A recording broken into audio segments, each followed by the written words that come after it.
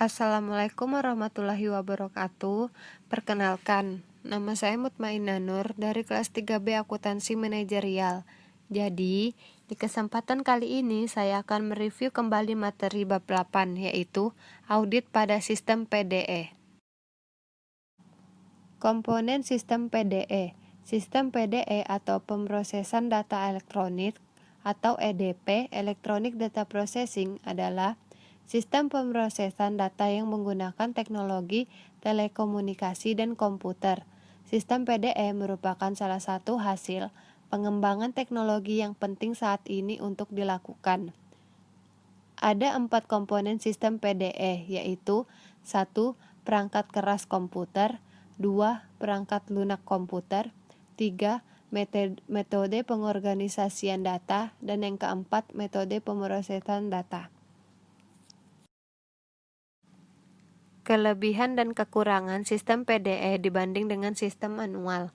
Sistem PDE mempunyai beberapa kelebihan yang signifikan daripada sistem manual.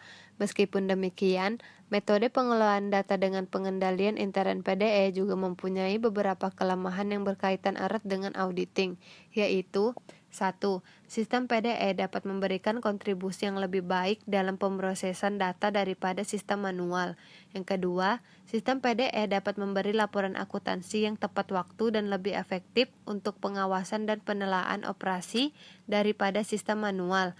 Yang ketiga, sistem PDE dapat mencegah kesalahan perhitungan dan penulisan data transaksi yang sering terjadi pada sistem manual. Yang keempat, pada sistem PDE ada fungsi pengendalian yang dimaksudkan secara built-up kepada komputer. Kelemahan pada sistem PDE. 1. Sistem PDE menghasilkan jejak bukti transaksi yang terbatas dibanding dengan sistem manual. Yang kedua, lebih sedikit bukti dokumen mengenai kinerja prosedur pengendalian pada sistem PDE daripada sistem manual. Yang ketiga, informasi dalam sistem PDE kurang visible atau sulit dilihat daripada sistem manual. Yang keempat, pengurangan campur tangan manusia dalam sistem PDE dapat mengakibatkan tersembunyinya kesalahan yang sebenarnya dapat diamati dalam sistem manual. Dan yang kelima, informasi sistem PDE lebih rawan terhadap kerusakan fisik dibanding dengan sistem manual.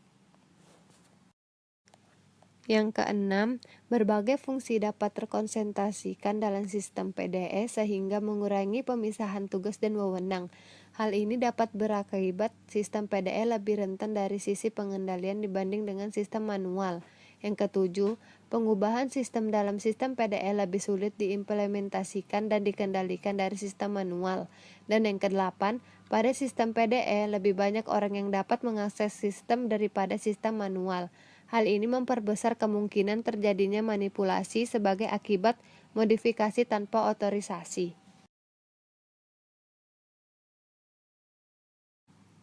Pengendalian intern pada sistem PDE. Pengendalian sistem pada PDE mencangkup prosedur manual dan prosedur yang dirancang dalam program komputer.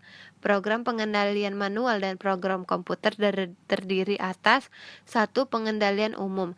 Pengendalian umum merupakan pengendalian menyeluruh yang berdampak terhadap lingkungan PDE. Yang kedua, pengendalian aplikasi.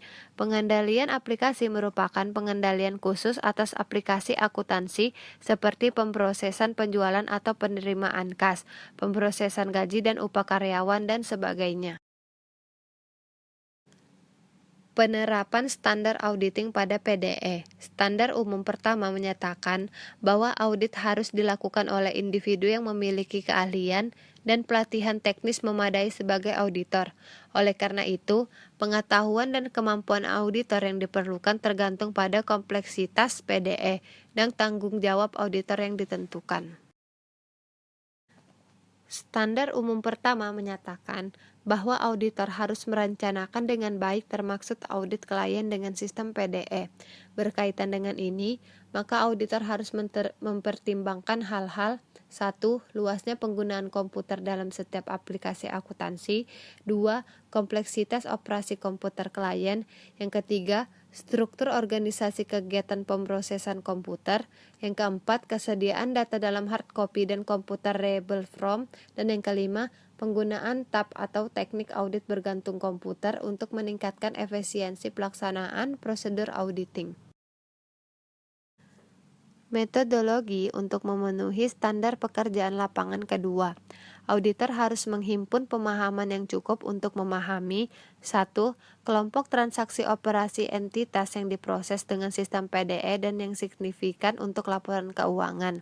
Yang kedua, catatan akuntansi, dokumen pendukung, machinable information, dan akan khusus dalam laporan keuangan yang tercantum dalam pemrosesan dan laporan sistem PDE. Yang ketiga, bagaimana komputer digunakan untuk pemrosesan data. Dan yang keempat, jenis salah-saji potensial yang dapat terjadi.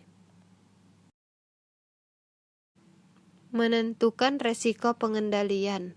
Proses penentuan resiko pengendalian dalam struktur pengendalian PDE sama dengan pengendalian sistem manual yang meliputi 1. Mengidentifikasi salah-saji potensial yang mungkin terjadi untuk setiap asersi. 2. Mengidentifikasi prosedur pengendalian yang perlu untuk mencegah dan mendeteksi salah-saji tersebut. Dan yang ketiga, melaksanakan pengujian pengendalian. Selanjutnya, ada dua cara yang dilakukan untuk pengujian pengendalian dalam sistem PDE, yaitu 1. Pengujian pengendalian dengan komputer auditing, dan yang kedua, pengujian pengendalian tanpa komputer atau auditing.